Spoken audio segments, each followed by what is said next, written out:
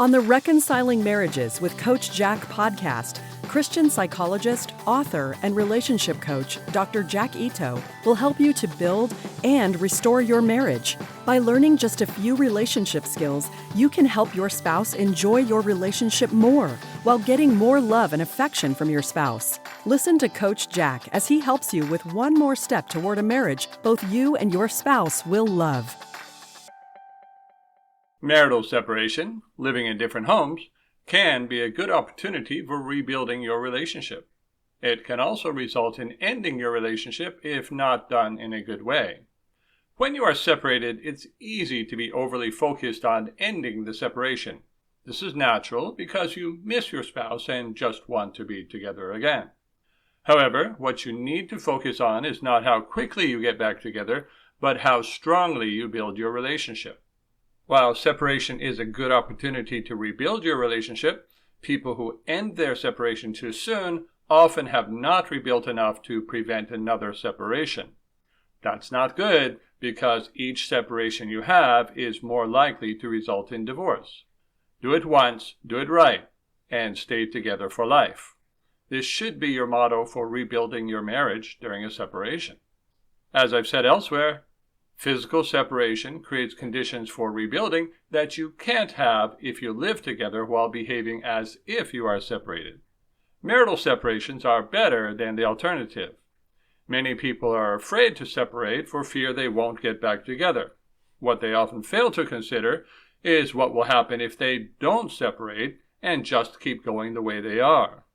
Both therapists and relationship coaches encourage separations when continuing to live together would just result in more damage.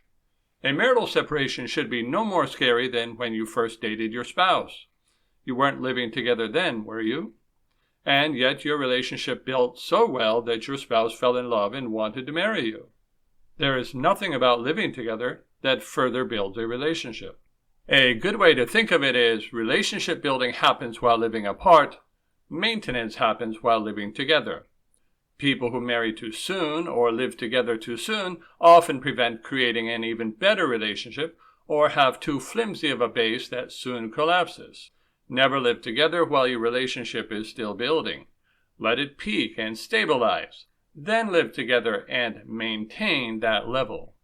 Marital separations can help people to emotionally reconnect. The most important way separations help is by decreasing the amount of negative or neutral time that a couple spends together. When neutral or negative time together far outweighs positive time together, the relationship stalls and love fades. Because you are not living together when you are separated, it is easier to make most of the time together positive and to get the emotional connection growing again. Of course, if you behave badly while separated, you will have mostly negative time, and it will result in ending your marriage. Total time together is not the key factor for relationship building. The key factor is having positive time together. When spending more time together means increasing negative and neutral time, your relationship will stop growing and get worse. Only add more time to your interactions when your spouse actually enjoys having more interaction with you, whether face-to-face or through texting. The best time to stop an interaction is before your spouse stops enjoying it. Better to have an hour too little together than to have 1 minute too long. That last minute determines how much your spouse looks forward to seeing you again. How can you have a healthy marital separation? Separations that are most helpful for reconciling combine good connection skills, limited time together, and appropriate separation boundaries. The boundaries make sure that your spouse does not end up getting everything that he or she could want while still being separated. Otherwise, your spouse will quite honestly say that being separated is better than living together again. He or she will have the best of both worlds, having a part-time marriage while being able to live a single lifestyle the rest of the time. Not having boundaries while being separated is like not having boundaries before marriage. Many single people with poor boundaries end up with a partner who will not marry because there is no further benefit in it for them. They have all the benefit of being married without having to give up being single. Beware the false belief that if you give your spouse everything he or she wants, that will lead to marital recommitment. People only commit in order to keep something that they could not otherwise. Dating as a single person is a time when you get to sample some of the features of the product, your partner, while not being able to keep it indefinitely or have additional features enabled, unless you buy it. That is, commit to marry. Separation is the same way if you want to make the sale. That is, reconcile. People do not value what they get for free. If you give away all you have, you will find that you are left with nothing. Be valuable, be better than the competition, be exclusive, and be secure, and you will have a spouse who never wants to give you up. Here are some do's and don'ts for reconciling while separated. Don't try to live together while acting as if you are separated. I have a podcast that goes into detail on this. To make a long story short, the intentional distancing, loss of attraction, and low percentage of positive time together prevent reconciling. Living together while acting as if you are separated is primarily helpful for emotionally letting go. Many spouses who don't want to reconcile will choose this option to more easily bring an end to your marriage.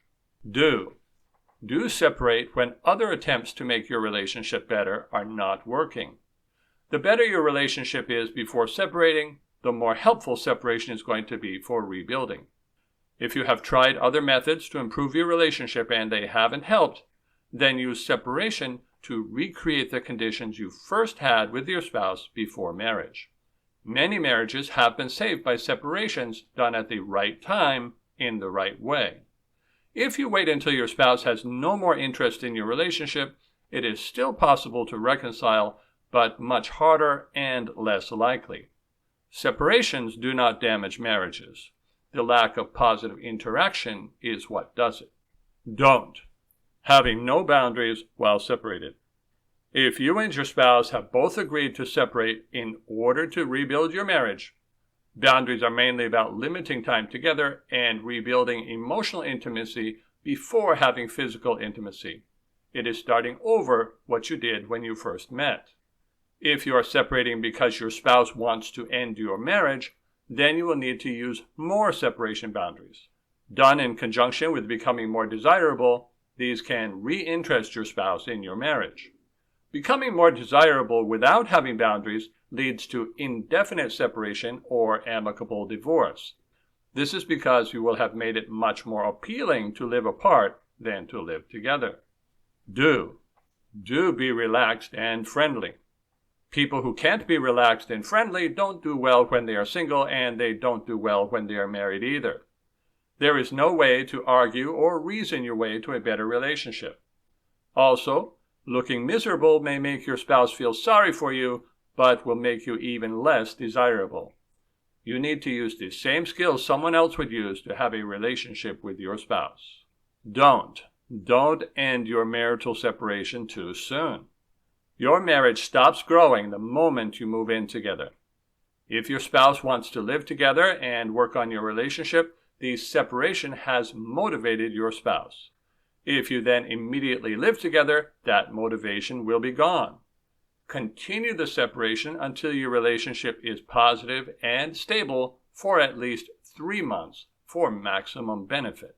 If your relationship is still growing or has not had time to stabilize, there is no good reason to live together. Failing to separate soon enough and ending a separation too soon are the two biggest mistakes when it comes to separations and reconciling. Do help your spouse to enjoy contact with you. To build your relationship, you need to have less contact, but make it positive. Don't talk about problems during your contact time. Try to arrange practical things so that business talk can be minimized. If you need to keep solving financial or childcare issues, it will sour your contact with your spouse. Marriage counseling, which is problem-focused, is not a good idea while separated, as it is not positive. I would only consider marriage counseling if you otherwise would have no positive contact. Marriage counselors promote amicable divorce, not reconciling. Don't be eager to get your spouse to go to marriage counseling. 1 minute of positive contact beats 1 hour of negative marriage counseling. Don't separate and have no contact. There are only 2 situations when having no contact is going to be helpful. The first is you stress out your spouse when you do have contact. The second is your spouse is fearful of losing you. No contact is better than bad contact, but won't fix your marriage. End contact only until you can stop pressuring and start validating. If your spouse is fearful of losing you, the lack of contact can motivate your spouse to work on your relationship. If you have a secure spouse or are stressing out your spouse, the lack of contact will help your spouse to enjoy being without you even more. Using good connection skills and limited contact builds relationships. Negative contact or too much contact damages relationships. Don't have the wrong expectations about marital separation. The wrong expectations cause impatience, frustration, negative interactions, and giving up. Some people start out well, but start behaving badly if things aren't fixed in 1 month. The time it takes to reconcile can take as long as it does to get married in the first place, depending on your level of disconnection. Some wrong expectations are that reconciling will happen quickly, that reconciling will happen easily, that reconciling happens by talking about problems, or that your spouse will want to reconcile before your relationship is improved. Reconciling is not likely to happen in less than 6 months, though you should see steady improvement in your relationship. It will take just as much work as it took before you were married, and it will build the same way as it would for singles, by having good times together.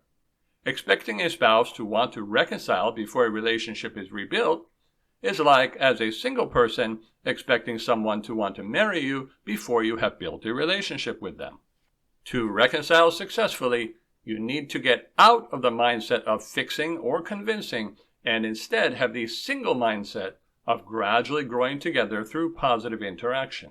Do be in agreement with separating. If you are in disagreement with the separation, you will have more negative interaction, your spouse will use distancing behavior, you will have less contact following the separation, and you are more likely to divorce. We can't build a relationship with someone if we are far ahead of them emotionally. We must hold back on our feelings and join them at their level. Then, through positive interaction, we build the relationship until they get to the point where we are. Although it may seem like moving in the wrong direction, you will need to be on the same page as your spouse in order to be able to build your relationship. Your choices are to keep trying to convince or to connect with agreement and empathy. Which one do you think stands a better chance of helping your spouse to enjoy interacting with you again? There are 2 main skills needed for reconciling while being separated. As you can see from the do's and don'ts, you need to have connection skills that help your spouse to enjoy talking with you again. You also need to have the correct boundaries and implement them so that your spouse won't stay indefinitely separated or divorce feeling reassured that you will continue to remain friends. The horror stories you hear about separation mainly stem from the poor use of these skills. Marital separation done well does not signal the end of a relationship. In fact, it may be the only way to save your relationship and is far less risky than just living together and continuing to damage your relationship. Preventing separation does not prevent divorce. Being a desirable partner your spouse would lose by divorcing is what prevents divorce. You can learn to be such a valuable partner from my books or even more easily by opting for the Reconnections coaching package. Choose the level of help that fits the amount of time you have to turn things around. Thank you for listening to Reconciling Marriages with Coach Jack. Visit CoachJackIto.com to learn more skills for reconnecting with your spouse and restoring your marriage.